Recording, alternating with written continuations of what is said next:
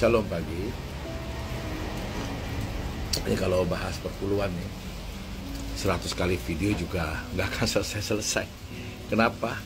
Karena doktrinnya sudah terlalu lama, terlalu sesat, dan pencucian otaknya sudah berlangsung dengan waktu yang begitu panjang. Komentar-komentar yang saya terima, hampir separuhnya saya hapus, saya delete, dan saya blok. Kenapa? Karena jawabannya tidak alkitabiah, hanya sumpah serapah dan vulgar-vulgar. Dan ini orang Kristen ya. Dan bahkan ada yang bilang, saya jemaatnya gembala ini, tapi bahasanya kebun binatang keluar semua. Perpuluhan itu adalah sebuah tradisi orang Yahudi, bukan perintah agama ya. Jadi Anda tidak akan menemukan satupun ayat di mana Yesus mengatakan bayarlah perpuluhan. Dan yang menulis komen di kolom saya, larinya cuma 2 ayat, Matius 23, Malaki 3:10. Malaki 3:10 ada bicara soal hujan ya, bukan soal berkat. Karena waktu itu bangsa Israel sedang kekeringan. Matius 23, Tuhan memarahi para hamba Tuhan yang munafik, yang mereka sok taat dengan membayar perpuluhan ya, untuk menunjukkan orang, wah gua ini taat nih, tapi di belakang mereka culas, tidak adil, dan mereka mencuri uang gereja. Persis dengan apa yang terjadi saat ini. Nah, ada lagi yang komentarnya kelihatan sekali bahwa otaknya sudah dicuci ya. Oh, Bapak jangan menghina orang yang diurapi Tuhan. Ini kata-kata yang untuk saya nanti kalau saya ngomong dia akan menghina lagi ya. Pendeta itu bukan orang yang diurapi Tuhan. Orang yang diurapi Tuhan adalah orang yang menjadi pelaku firman. Kita semua bisa diurapi Tuhan ya. Kalau pendeta itu yang diurapi Tuhan, nggak ada pendeta yang memperkosa, berzina, membunuh, mencuri uang gereja, korupsi, nggak ada ya. Dan nggak ada lagi orang yang diurapi Tuhan hidupnya bermewah-mewah, jam tangan bermiliaran, pakai mobil. Oh enggak. Orang yang diurapi Tuhan taat dengan perintah Tuhan. Dia tahu bahwa hidupnya harus mencerminkan kesederhanaan. Ada lagi komentar lebih gak masuk akal lagi. Loh, emang gak boleh pendeta kaya? Boleh, kalau itu hasil kerja keras dan usahanya sendiri. Dan Anda bilang, oh karena dari keluarga kaya. Anda tahu dari mana? Anda tidak tahu toh. Kenapa? Karena gerejanya tidak pernah diaudit dan tidak pernah terbuka soal keuangannya. Saya tidak masalah dengan gereja makin besar makin kaya, selama pembukuan keuangannya jelas, jujur ya. Berapa sih yang dibayar ke pendetanya ya? Nah, itu yang menjadi intisari dari postingan saya ini. Tapi nyerangnya menyerempet kemana-mana ya. Wah, Bapak sirik lah, apalah ya.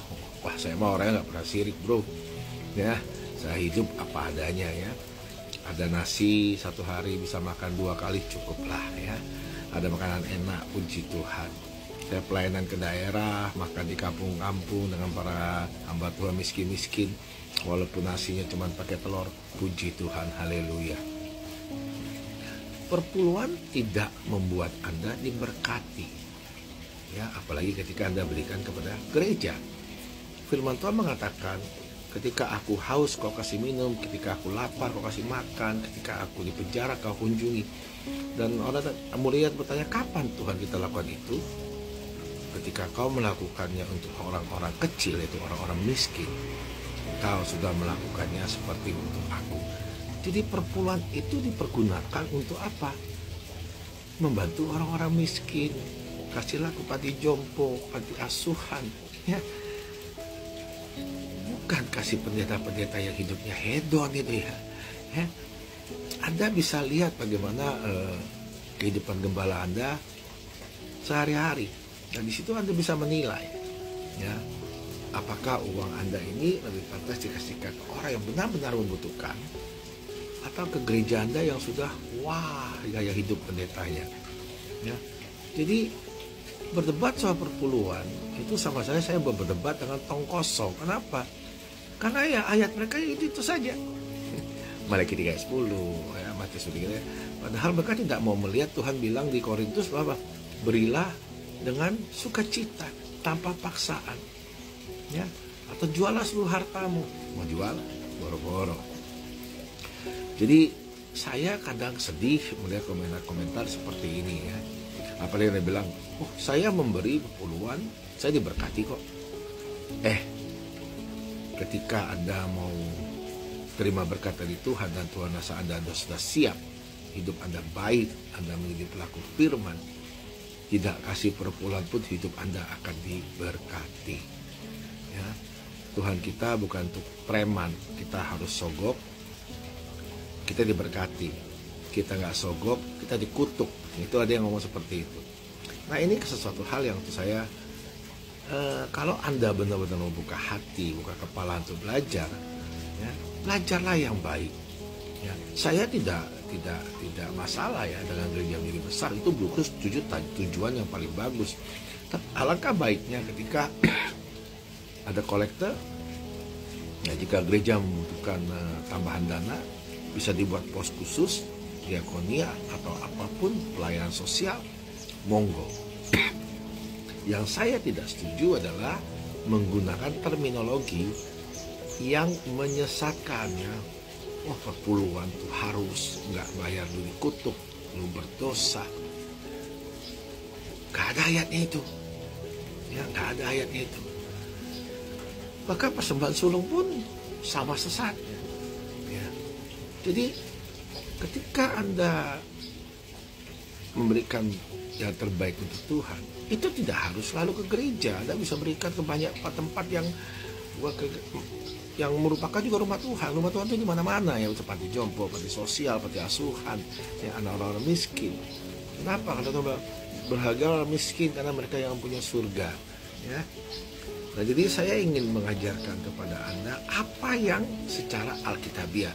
Jadi kalau komentar Anda masuknya cuma merupakan hater aja ya, dengan dasar kebencian ya, bilang saya iri, saya apa sih yang saya mau iriin? Untuk saya hidup saya sudah pas ya. Nggak ada yang perlu saya iri dari orang lain ya. Gereja kami pun tidak pernah iri dengan gereja lain. Kita tidak pernah bercita-cita, wah jemaat harus 3.000, 5.000, enggak. Saya semalam baru berkhotbah di gereja kami, dan setiap Rabu malam saya doa. Saya bilang, kita ini gereja yang kecil, yang saya mau orang melihat gereja kita dengan tindakan kita, bagaimana kita melayani orang lain, bukan dengan siapa gembalanya, ya, bagaimana musiknya, itu semua nggak penting itu saya.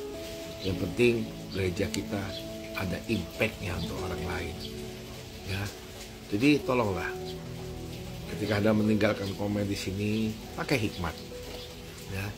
Apa yang saya tulis, coba direnungkan, coba dicari ayatnya, pelajari baik-baik, ya. Anda lihat sekarang dengan pendeta 10%. Yang kemarin menghina cara orang Islam sembahyang, bahkan zakat mereka pun dia hina. Kenapa? Karena otaknya memang cuma 2,5%. Untuk yang orang-orang agama lain ya, tapi di otak dia 10. Maka khotbah pun bisa kebablasan 10%. Itulah penyakit ya, karena sudah jadi kebiasaan, jadi kebutuhan. Jadi kalau khotbah tanpa sadar pun mulai menghina orang lain demi membela 10%-nya. Ya, saya sebagai orang Kristen merasa sangat marah dan saya tidak merasa diwakilkan oleh dia. Dan memang kalau dia harus diproses secara hukum, saya orang pertama yang mendukung. Ya, pasti. Ya, dan umat Muslim saya minta maaf. Memang beliau adalah aib bagi kami ya, dan kami berharap keadilan ditegakkan. Tidak layak kita menghina agama orang lain. Ya, ibu saya sendiri adalah seorang Muslim, kakak saya Muslim, adik saya Muslim, kakak saya nomor 2 Katolik. Jadi kita mempunyai agama yang berbeda-beda. Ya, jadi itu saja untuk hari ini ya. Tolong ketika Anda meninggalkan komentar, tulis yang sopan, yang wajar. Satu hari siapa tahu saya akan buat grup dan kita bisa diskusi dengan lebih jelas dan lebih terang lagi. Oke, cukup pagi ini ya. Tuhan memberkati. Shalom.